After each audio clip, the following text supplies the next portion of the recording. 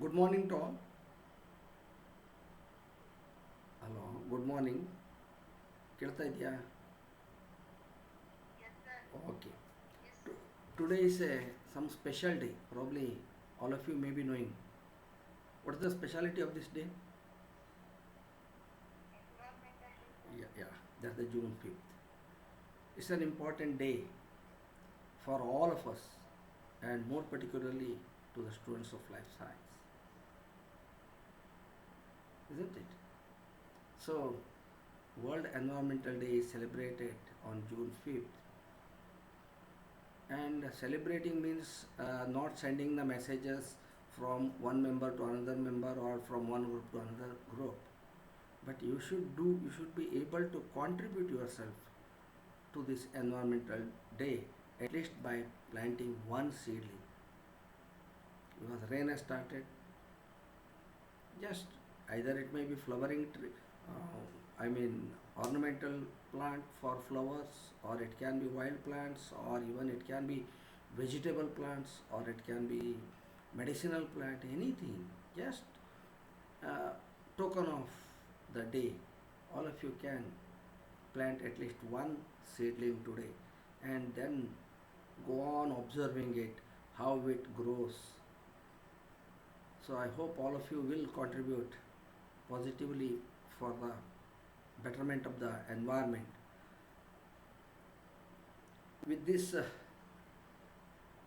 I would like to move on to the study of our wildlife in different biogeographical regions of India.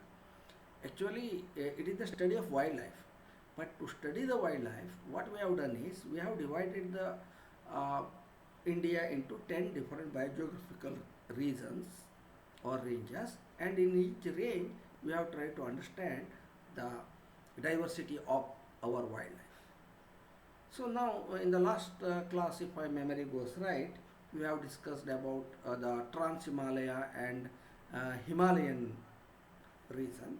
Today we will move on to the Indian desert.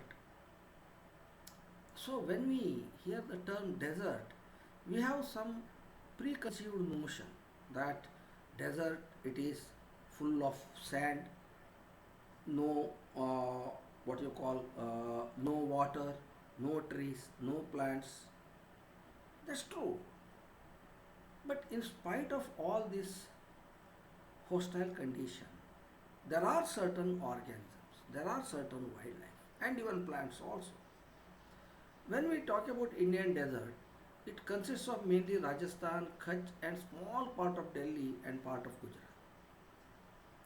So, naturally, in any desert you take, climate is very hot and dry, especially during the summer, and the winter is very cold, chilling cold. Sometimes it may go to sub-zero temperature also. And how to define a desert? Any area which is having less than 70 meters of rainfall, you can classify it as desert. And being the students of botany, you know they are all, the plants are xerophytes, which are meant to conserve the water. The plants never tend to lose more water in a desert area. So that's why only those plants which are xerophytic in nature, like babool, kikar, wild palm, uh, that too in the area where there is some moderate rainfall. Then, in addition to that, we have many wildlife also. For example, Indian bustard, one of the most endangered bird, is found in desert. Then you can see camels, wild eggs, foxes, and snakes are found in all these hot and arid desert. Deserts, as I have told you, are defined as area with an average annual rainfall of less than 250 millimeter, that is 10 inches what we call. But now they have changed the classification. Even if you get a 70, less than 70 centimeters of rain, then also people start calling it as a desert. So Indian desert, it is also known as Great Indian Desert, Thar Desert. This is one of the arid region in the northwestern part. In the this you can see with an area of about 2 lakh square kilometer, and this is Thar Desert is world's ninth largest subtropical desert. Uh, it includes mostly Indian states. Rajasthan extend up to the southern portion of Haryana and small part of Delhi, Punjab states, and even northern Gujarat state also, where you can see this Indian desert. And of course, when I take about this Thar Desert, it is partly in India and partly it is spreading to Pakistan also. Uh, in India, it is extend from Satluj River in the north and in the northeast, surrounded by Aravalli range of mountains. On the south, by salt marshes of Rann of Kutch. Uh, Rann of Kutch is in Gujarat, but part of it sometime may we include that in the Thar Desert. And on the west, it is bordered by Indus River plains. So this area of 2 lakh square kilometer area, we call it as the Great Indian Desert. Uh, any desert, as you can see in the photographs, it is an undulating sandy plain covered with sand dunes. Then sand dunes like this, or sometimes the crescent shaped dunes. Can you make out here? Just behind the camels you can see, and that cover the large area. Naturally, a desert has arid climate with low vegetation cover. Trees are hardly found. So, but in spite of that, we have notable examples of some very important ecosystems in desert. For example, Desert National Park. We have a Desert National Park in the Jaisalmer, uh, which has an excellent natural wildlife, especially the great Indian bustard, black bucks, chinkara, Indian gazelle, Indian wild ass, and desert foxes are common. Uh, Actually, these species are facing a very precarious future in the other parts of the India, but here they are thriving.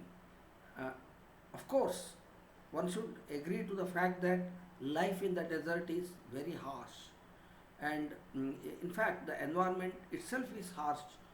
Uh, so, uh, but there are certain pockets where you can see some amount of uh, good wildlife also. Uh, any animal which is found in the desert should exhibit certain adaptations, which is very, very essential for the survival of those organisms. And usually, the desert animals have smaller body size. Uh, the same animal, if is found in desert, it will be smaller compared if it is found elsewhere. And biological adaptation, and most of the desert organisms are nocturnal because daytime the temperature will be very high, and it avoids, now being nocturnal, it avoids sweating, and loss of water from the body is also prevented. There are certain other factors for the survival of this thing. Uh, they are very slow crop, and they are uh, having certain adaptation to conserve the water. But in spite of this harsh environmental condition, there are certain communities which protect the wildlife in deserts, especially Bishnois community in the, they are responsible, or they should, the credit should go to them in protecting many of these wildlife. Uh, Despite this unpredictable climate, Thar Desert has more than 60 species of mammals. Uh, some of them are native and some of them are exotic, such as desert fox, chinkara, blackbuck, and caracal. Even highly threatened species like blackbuck, great Indian bustard, spiny-tailed lizard are also found in this desert. The desert has good number of avifauna, birds, around 350 species of birds, and 35 species of reptiles, and 142 species of fish, 5 species of amphibians, and hundreds of types of insects you can observe in the desert. The some birds like uh, demoiselle cranes visit the area for 4 to 5 months in a year. It's a migratory bird. Another very interesting thing is the desert snakes. They hide in the sand and usually feed on lizards and insects. The cobra, sand boa, and large rat snakes are also found. In this cobra and sand boa, they are deadliest snakes. Rat about 107 species of birds are also reported from this desert national park area. Um, Largest population of great Indian bustard in the world. Then McQueen bustard. Bustard is another migratory bird. Other birds are eagles, vultures, bee eaters, shrikes, larks, cranes, sand grouse, long-legged honey buzzards, charts, babblers, kites. Uh, Based on the study conducted by one scientist Mukherjee, out of these 47 are endemic and 118 resident, and even in the desert, entire desert, 157 migratory species are also reported. This desert national park harbors rich diversity of reptiles, 11 lizards and 4 snakes. The lizard species are keeled rock gecko, Sindh sand gecko, garden lizard, brilliant agama, Jaisalmer toad agama, spiny-tailed lizard, even Indian sandfish. Indian sandfish is a reptile. Indian fringe-toed lizard, even Punjab snake-eyed lizarda, Indian monitor, desert monitor. Especially the snakes are boa, sand snake, saw-scaled viper, and cobra, and red-spotted royal snakes. These are the common snakes which are found uh, in the sand dunes. Amphibian population in any of the desert is very very poor because amphibians require moist, humid climate, humid, warm climate. Uh, but only if there are water bodies, small ponds, when they get filled during the rainy season and dries up 2 to 3 months after the monsoon season, some amphibians are seen, especially the toads, and one species of frog is the one.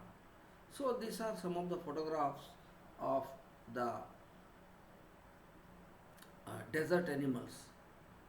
Even cats, foxes are also there. After having studied the desert, let me move on to the other region, that is the semi-arid region. Probably the largest Indian geographical space is in the form of semi-arid zone. Especially these are the area adjoining the desert. In fact, it is the transitional zone between desert and dense forest. Here you have some forest, but mostly the thorn forest, scrubs, grasses, and some bamboos may be present. Even most of them are xerophytes like acacia, balanites, caparis, grevia, but still then it has a very good wildlife.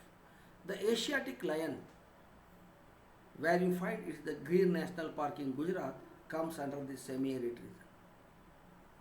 So semi-arid region, mostly Punjab plains 3.7%, Gujarat, Rajasthan 12.9%.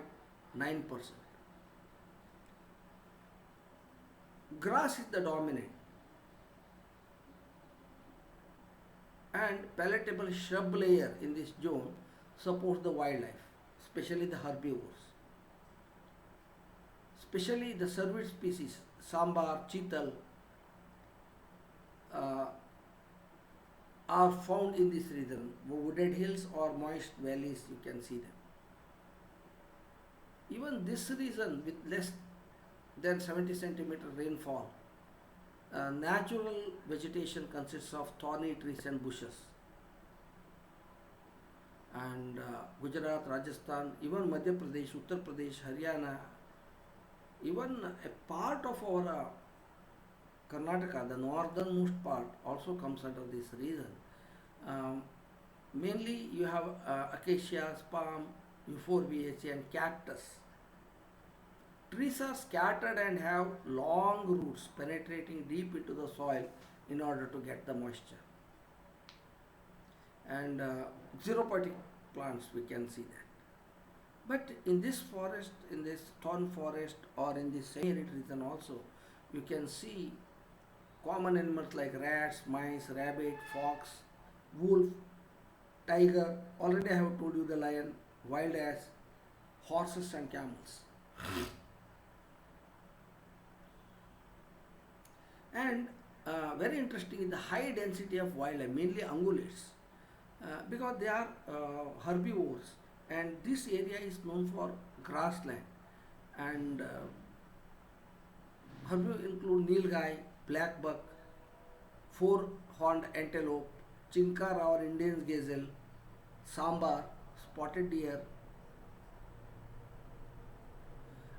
Sambar and spotted deer, they are mainly found in the forested mountain ranges and valleys, but others are found in the plains also. Even it has the semi-arid zone has good number of predators, including wolf, caracal, jackal. All of them have their close relatives in Africa, because they have the African descendants.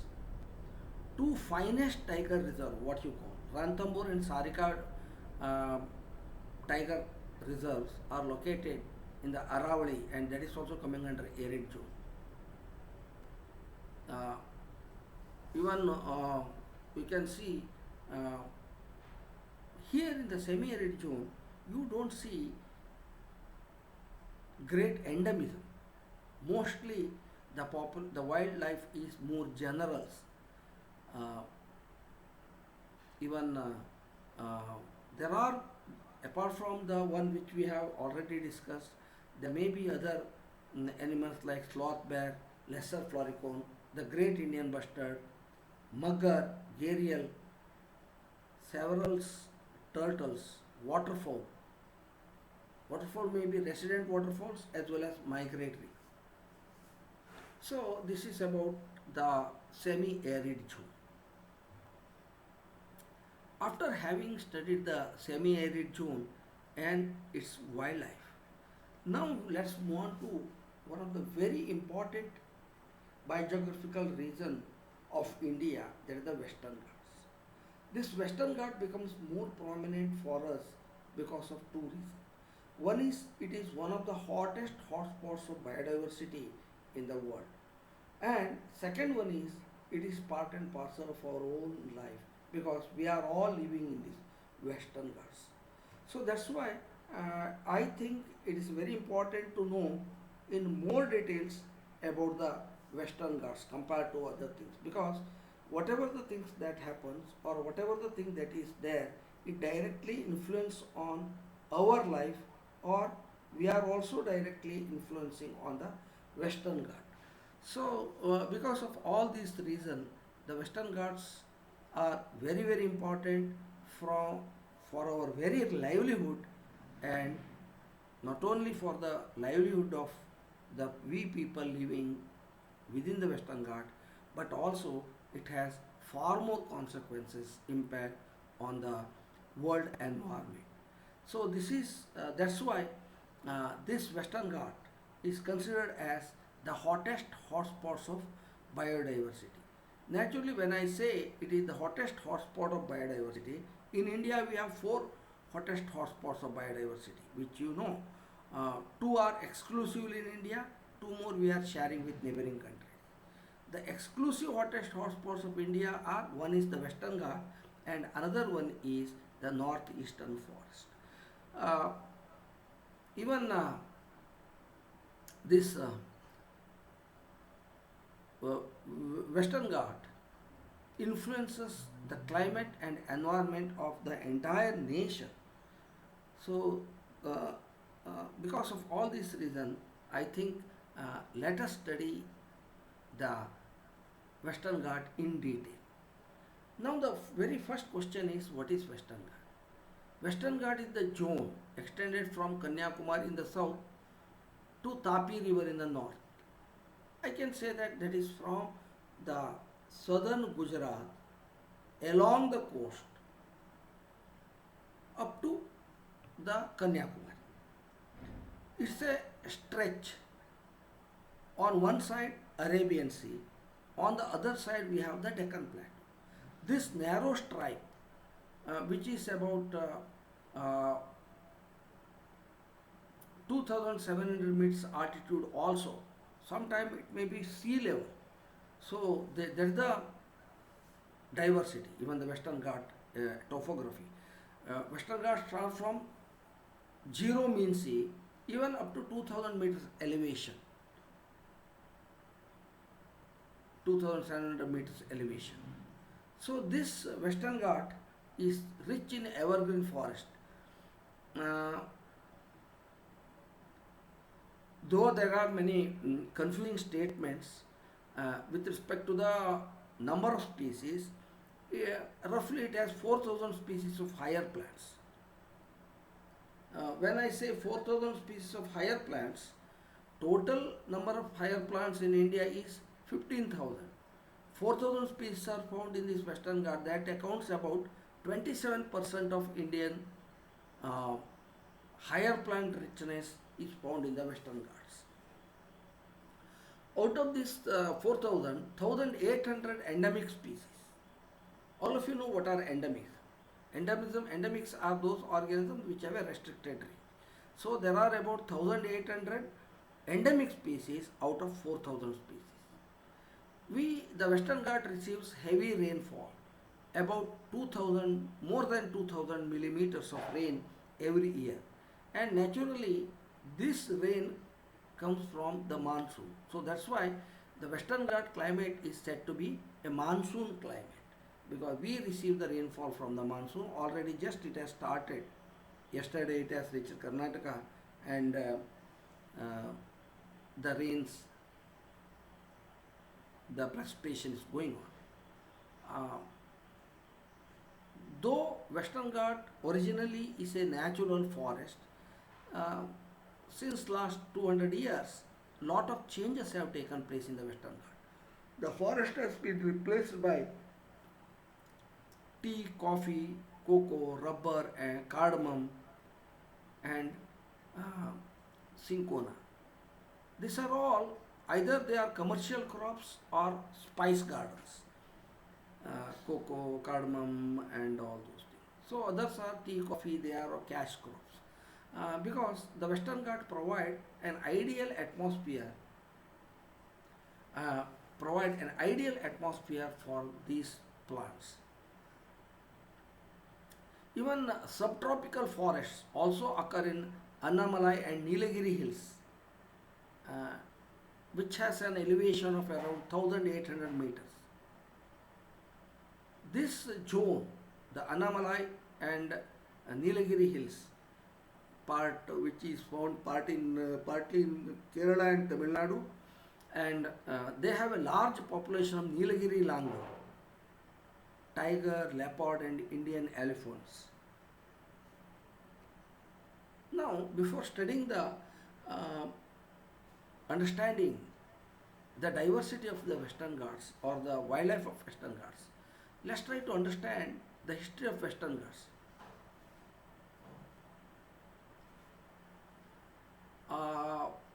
Western Ghat has more species which shows affinity with the ancient landmass of Gondwana, because you know the Gondwana is the reason India was a part of Gondwana, and later it split from Gondwana and joined with the Eurasian mass.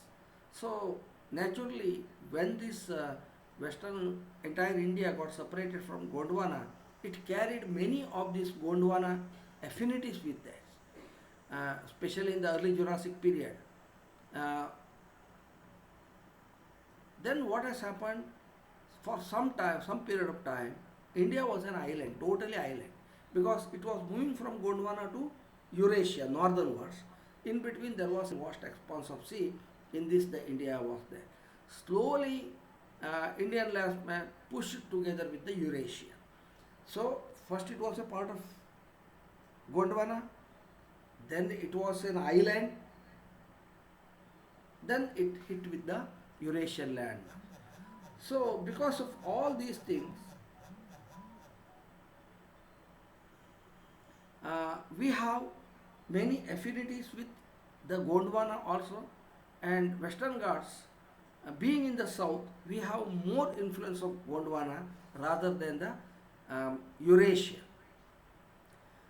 Evolutionary acetone out of Africa and out of Asia. Uh, there are two theories about the wildlife in this Western Ghat and in India, because it is an evolutionary acetone, and out of Africa and out of Asia also for some period, because India was an island at that time. And that explains us the hypothesis. Lot of hypotheses have been proposed in order to explain the species dispersal and distribution. So now, uh, the aquatic plants and fishes are most heavily utilized freshwater groups in the Western Ghats.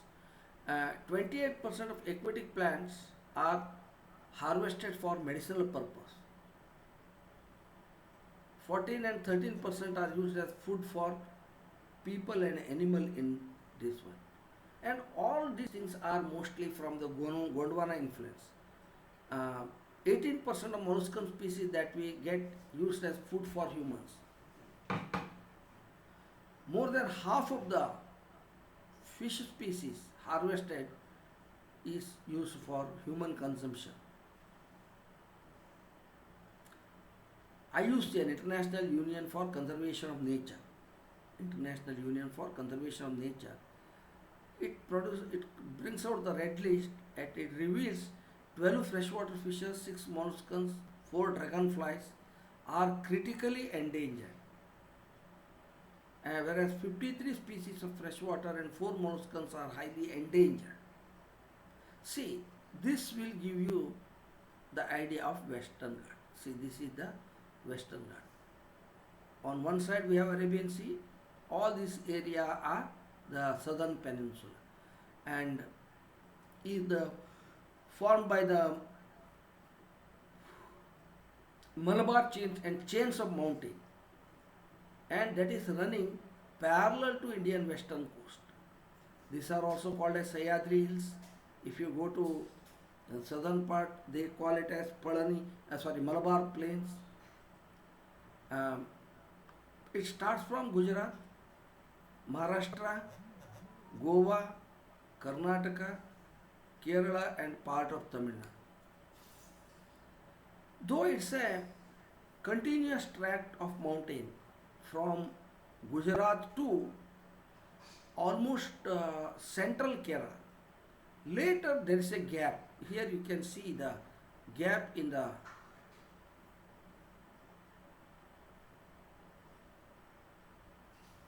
and that gap is about 30 kilometers breadth, and that is known as Falghat gap. Falghat gap. And afterward also there is one more gap, that the Moyar gap, like that here. Moyar gap. So some gaps are there in the Kerala and Tamil Nadu part. But from Gujarat to central Kerala, it is a continuous hill chain. And this Western Ghat covers almost 1,38,600 square kilometer area.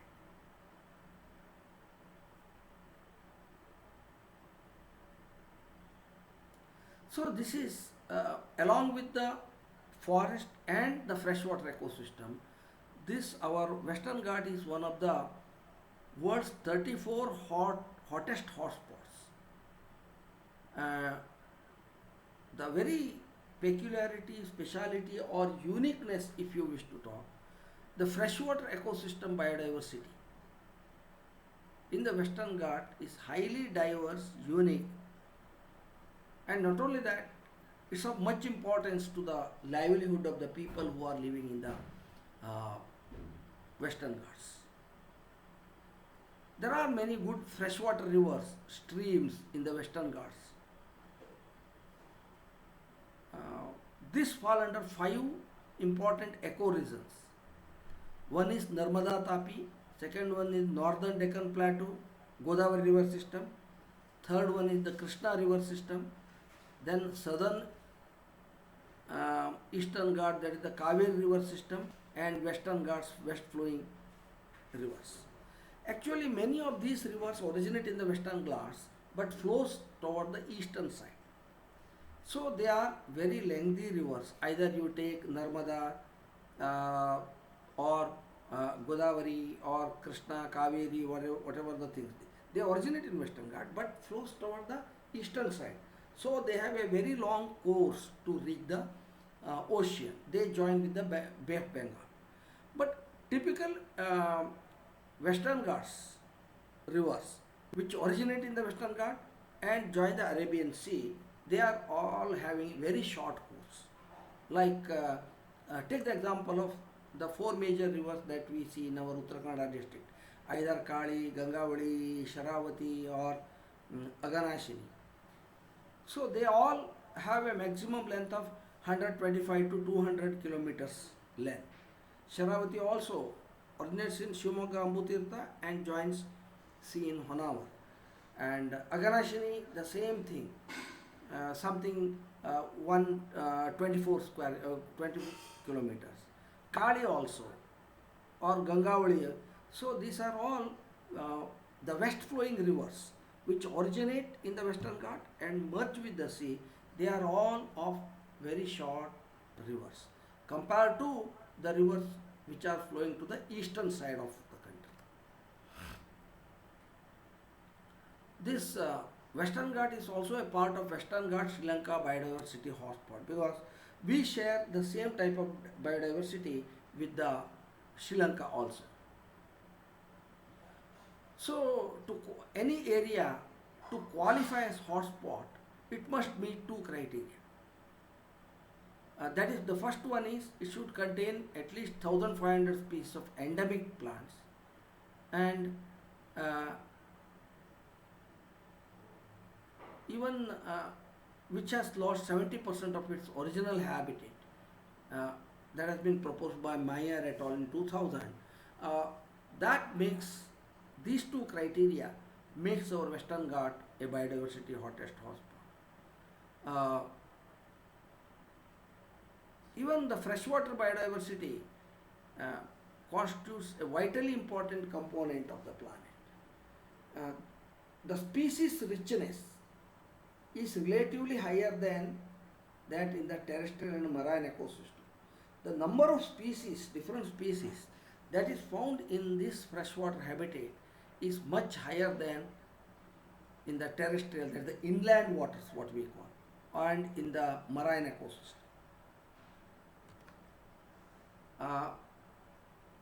Western Ghat hotspot originally designated for its plant species, very rich in flora, and it is confirmed globally, and it is the center of diversity and endemism. But when there's a plant diversity is more, naturally the faunal diversity or the wildlife diversity will be more. Especially within the Western Ghats, the southern part of this region in Kerala, Tamil Nadu and southern Karnataka have highest freshwater species richness and highest level of endemism also. When any area which is having highest level of endemism, naturally that area will contain highest number of threatened species also, because most of our endemic species are highly threatened because of their small, because they are found only in a small pockets with a very restricted range. Uh,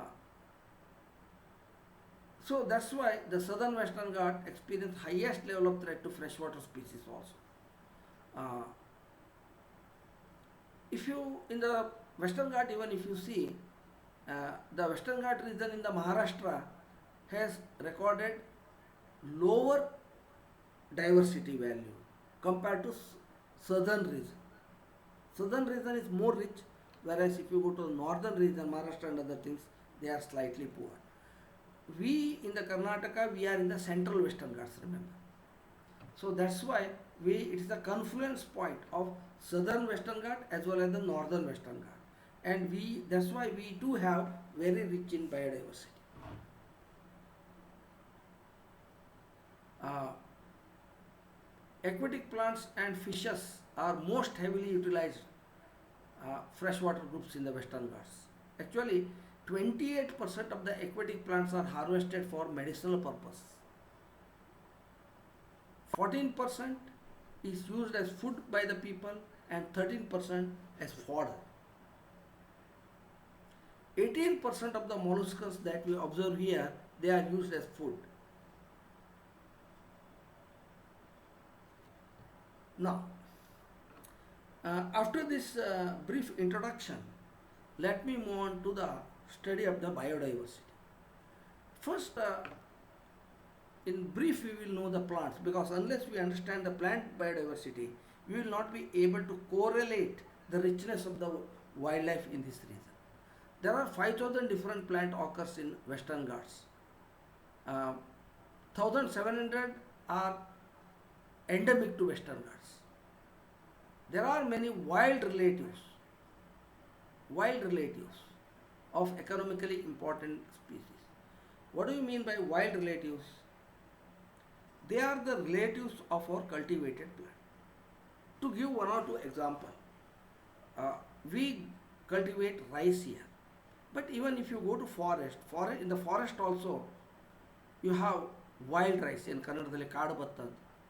Even I can give you another simplest example. All of you have seen the banana. Banana is cultivated. But if you go to the forest, there you will see the wild banana. They are the wild relatives of our banana. Forget about that. Jasmine flower, which is cultivated. But if you go to forest, you will see the jasmine. That's the wild relative of our cultivated jasmine. Not only in plants, even in animals also we have. Many of us domesticate chicks. Chicks are domesticated for the purpose of meat and egg. But if you go to forest area, you will see the wild chicks, ಕಾಡು ಕೋಳಿ ಅಂತ ಹೇಳ್ತಿರಲಿಲ್ಲ. So actually all these domesticated chicks were developed from this gagus, the scientific name, that is the wild form. So they are called as wild relatives. So we have wild relatives of cultivated plants, including rice, barley, mango, jackfruit, black pepper, cinnamon, cardamom, nutmeg. All of them have their wild relatives.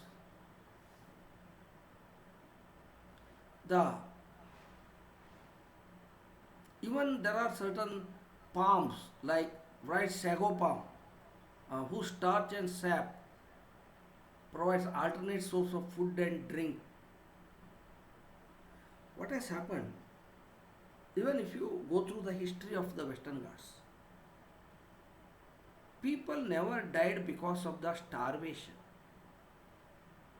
ಇಲ್ಲಿ ಹಸುವಿನಿಂದ ಸತ್ತವರು ಬಹಳ ಕಡಿಮೆ. Because even if your cultivated crop fails, if you enter into the forest, you can get lot of this. One is, as I have told you, the sago palm, or it's a starch which you can extract from the cutting the palm tree. And to give one more example, all of you know this bamboo rice. People survived by eating this sago palm starch and sap, or this bamboo rice during the starvation or during the drought. So that's why I have told you, people hardly died because of starvation in the Western Ghats. ಏನು ಬಿದಿರಕ್ಕಿ ಅಂತ ಕೇಳಿದಿರಲ್ಲ, that is the flowering season of the bamboos. ತುಂಬ the people use to cook and eat. So that is the uniqueness of this Western Ghat. There are many such instances can be quoted. Now coming to the animals, around 120 mammal species have been recorded in the Western Ghats. Remember, it is the home for world's largest population of Asian elephants, and we have 10% of world's tiger also here.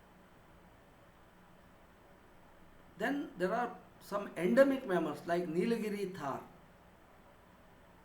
which can be observed on the cliffs of grassy places. And you might have heard about line-tailed macaque, in Kannada what you call Singalika, which is found only in the Sharavati Valley and Aganashini Valley, and some in the Silent Valley. That's all. Very few thousand, I think, or even less than 5,000 line-tailed macaques are there. They are very unique species. There are 50 species of bats are found here. In that, Salimalis fruit bat, that is one of the most endangered organism and endemic organism. Then great diversity of birds are also recorded here. Indian vulture, Nilgiri flycatcher, Indian peafowl. There are not 500, as far as my knowledge goes, there must be more than 700 species of Western Ghats, because our Uttara Kannada itself has 614 species of birds have been recorded. 500 species known from the Western Ghats. Around 22 species are endemic species. Nilgiri wood pigeon, Nilgiri blue robin, these are all highly threatened organisms. If you come to reptiles and amphibians, 225 species of reptiles recorded in the Western Ghats. Very unique animals such as endemic Cochin forest cane turtle or mugger, king cobra, even a family of primitive burrowing snakes, Europeltidae, which are found in the mountain ranges, restricted to mountain ranges. 117 amphibian species are found in Western Ghats, out of which 89 are endemic, especially the frogs, toads. This includes very big purple frog, which has been recently been identified. Even if you talk about the fishes and invertebrates, there are large number of rivers. Of the 228 species recorded, actually even in Uttara Kannada we have 98 species of freshwater fishes. Altogether they say 288 species, 118 are endemic. Invertebrates found in these Western Ghats, the information is very less, but in spite of that, the diversity of the invertebrates is also highly remarkable, and most of them are believed to be endemic. For example, 140 tiger beetle species are known from Western Ghats. Out of 140 tiger beetle species, 100 are found nowhere else. That means out of 140, 100 are endemic. Butterfly species are incredible here, especially in the Western Ghats. There are many endemic species like Travancore evening brown, which is found in a very small area of forests of Western Ghats. And even another one, the flutters.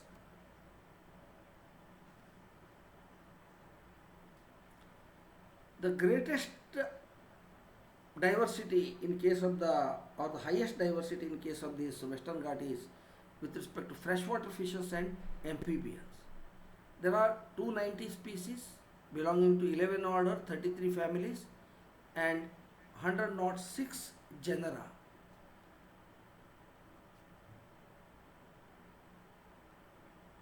Even out of 290, 35 species can live in marine and freshwater habitat also. And most of the freshwater species that we see are secondary freshwater species because of the close proximity of the Arabian Sea. In different orders of families of the fishes, orders of the Sipniformes, Siluriformes, Bagridae, Bellitoridae, all have very rich. Of course, Sipniformis has 178 species, then Siluriformis, then Bellitoridae, river loaches and all those things.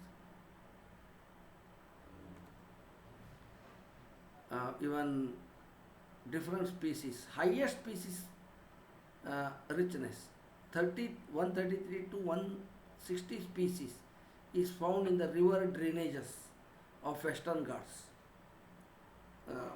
In almost all, especially Periyar, Chalakudi, Pamba and Cheliyar rivers are very rich, and it is also seen that out of the rivers, the west flowing rivers, though they have a very short course, they are richer in fish fauna. So that's why in the Kerala and Karnataka states we have rich freshwater species. Out of these, 12 species of freshwater fishes are critically endangered. 53 are endangered and 31 species are vulnerable. More than half of the fish that is available is harvested for human consumption. 37% of them actually is used for. Even molluscans, there are 77 species of freshwater molluscans. Out of that, 52 species of gastropods and 25 species of bivalves. 7 species of molluscans are highly threatened.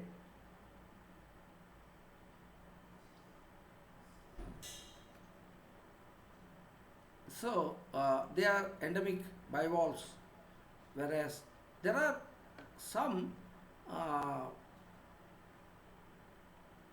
molluscans which are confined to the spray zone of perennial waterfall. What is spray zone?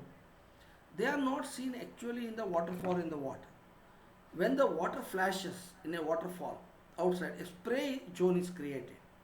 This spray zone is very important for us because it sustains some of the endemic species there. Spray zone, not in the actual water, on either side of the waterfall where there is a perennial waterfall. Even not only in molluscans or other animals, even in plants also. For example, if you go to the spray zone of Jog Falls, there is one particular grass belonging to Hubbardia genus that is found nowhere else in the world. So, like that, there are many molluscans which are found confined to such area. Even hill streams, sometimes they may get dry up during the summer, but still then they also have the lot of endemic molluscans. Western Ghat region has 28 species of endemic freshwater molluscans.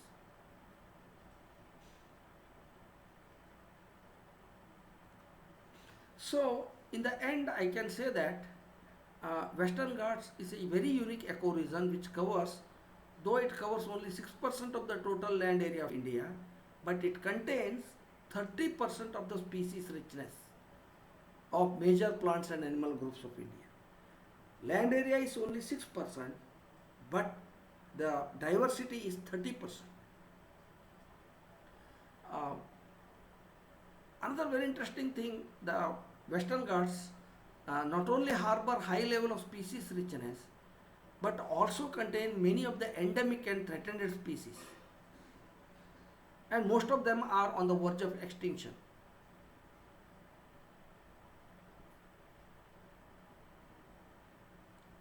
Along with this Western Ghat is one of the world's most heavily populated area also. On one side it's a hottest hotspot of biodiversity and supporting heavy population. There are more than 400 million people. So that's why it is not so easy to conserve it. So this is the glimpse uh, of the Western Ghats, and this is 1700 square 1,07,000 square kilometer, 17,000 square kilometer strip of forest, 20% forest evergreen, 4 states, 40% endemic plants, 62% amphibians, and 50% lizards. But our Western Ghat is under alarming threat. So for this I have referred some books and all of those things. I will mention them in the later period also.